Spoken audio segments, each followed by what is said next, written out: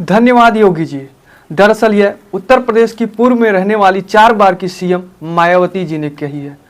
मायावती जी ने कही है योगी जी को। दरअसल मुरादाबाद में नगर निगम के द्वारा वहां पर एक सबसे प्रसिद्ध पार्क है तथागत गौतम बुद्ध पार्क, जहां पर अंबेडकर, भगवान बुद्ध और कांसीराम के अनुयायियों का आस्था का केंद्र माना जाता था।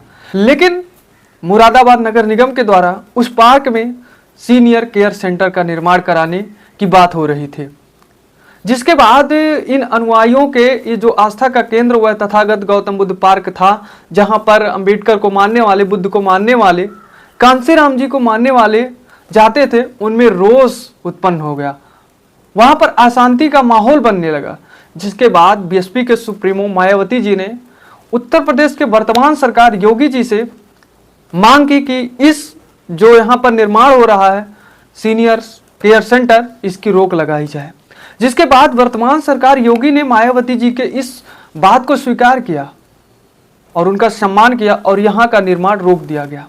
जिसके बाद मायावती जी ने उत्तर प्रदेश की योगी सरकार को पूर्व में जिस तरह से योगी के कामों पर धन्यवाद करती थी, उसी तरह फिर योगी जी को धन्यवाद किया। आप ट्विटर पोस्ट को पढ़िए, ये एक पुराना पोस्ट है। यहाँ पर योगी जी से मांग की थी कि रोक किया जाए, क्योंकि बहुजन समाज के लोगों का रोष हो रहा है यहाँ पर इस निर्माण के बाद। और आपकी दूसरी ट्वीट देखिए कि योगी जी को किस तरह से मायावती जी ने धन्यवाद दिया है। लेकिन इस धन्यवाद के बाद हमारे उत्तर प्रदेश ही नहीं कहें, अन्य राज्यों में जहाँ के लोग राजनीति में इंटरेस्ट रखते हैं, वह यह कहने लगे कि मायावती जी बीजेपी के साथ हैं। आम पब्लिक, हमारी आम पब्लिक और कुछ नेता यह कहते हैं कि बीएसपी की जो सुप्रीमो मायावती जी हैं, वह हमेशा बीजेपी की तरफ हैं, बीजेपी की बात करती हैं, बीजेपी की सम्मान करती हैं। जो अन्य पार्टी है, कांग्रेस, सपा है, इनके कुछ विचारों का विरोध करती हैं, लेकिन बीजेपी का हमेशा सम्मान करती हैं। क्या बीजेपी के साथ बहन जी हैं? यह हमारे उत्तर प्रदेश के समाज में कुछ बातें चलने लगी।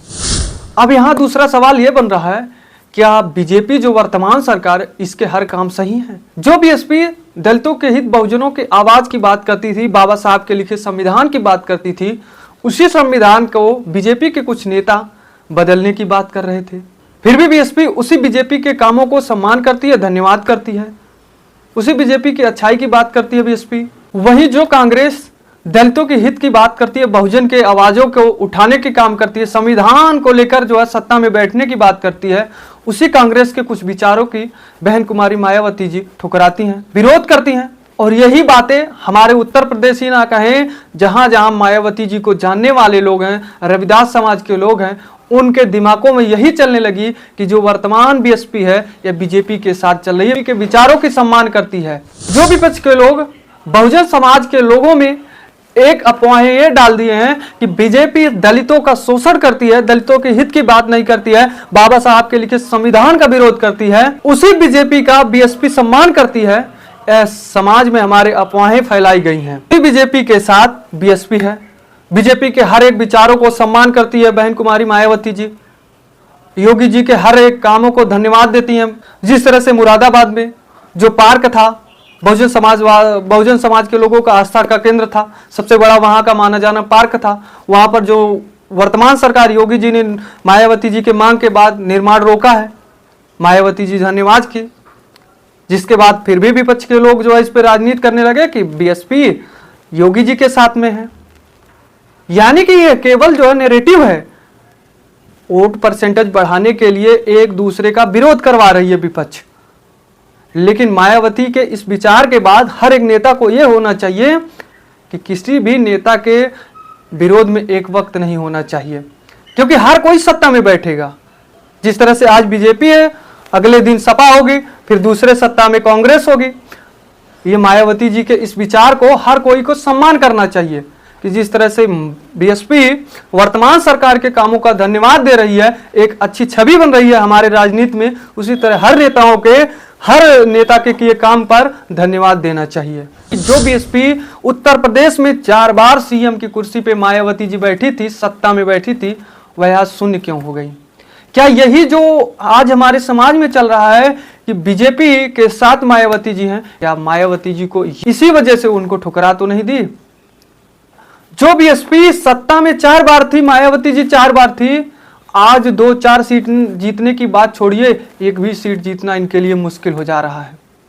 हाँ, हालांकि कई जगह कई सीटों पे वोट परसेंटेज तो ठीक है, लेकिन सीट वहां पर जीतना इनके लिए मुश्किल हो जा रहा है।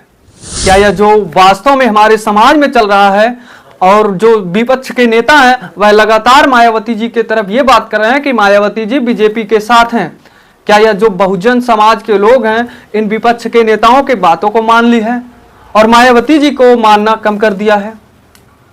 लेकिन इन सभी के विचारों को, बातों को मायावती जी को भी भली भांति से पता है। आज मायावती जी को यह पता है कि हमारा जो वोट परसेंटेज है लगातार नीचे गिरता जा रहा है, हमें इस वोट परसेंटेज को आगे बढ़ाना होगा, अपने बहुजन समाज को अपने तरफ लाना होगा। जिसके बाद मायावती जी ने तमाम रणनीतियां बनाई, अपनी पार्टी के बड़े बड़े वरिष्ठ नेताओं को मैदान में उतार दिया है, चाहे बिहार हो या उत्तर प्रदेश में हो। उत्तर प्रदेश में 2027 में विधानसभा का चुनाव, लेकिन जिस तरह से बीएसपी मायावती जी इस समय एक्टिव, अपने पार्टी को एक्टिव की हैं, ऐसा लग रहा है कि विधानसभा का चुनाव इसी साल है। हाल ही में अभी इसी रणनीति को बनाने के लिए, वोट परसेंटेज को हाई करने के लिए, कम ना हो दलित समाज, बहुजन समाज हमारी तरफ हो, बीएसपी के तरफ हो, इसी को मजबूती करने के लिए मायावती जी ने माननीय कांशीराम के परिनिर्वाण दिवस 9 अक्टूबर को विशाल रैली करने जा रही है। हालांकि बीएसपी का उद्देश्य है कि ये केवल कांशीराम के सम्मान के लिए विशेष रैलियां होंगी, महान रैलियां होंगी, लेकिन बीएसपी का मेन फोकस, मेन मोटिव केवल ये रहेगा कि जो दलित समाज है, बहुजन समाज है, उनको किस तरह से अपने ओर लाया जाए।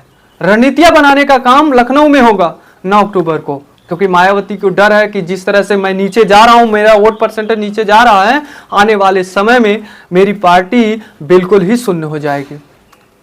तो साथियों, यह थी आज की हमारी कुछ खास रिपोर्ट, जिसको मैंने आप सभी के सामने प्रस्तुत कर दी। इस पर आप क्या कहेंगे कमेंट में जरूर बताएं। तो दीजिए ब्रिजेश गुप्ता को इजाजत, मिलते हैं एक नई मुलाकात नई वीडियो के साथ।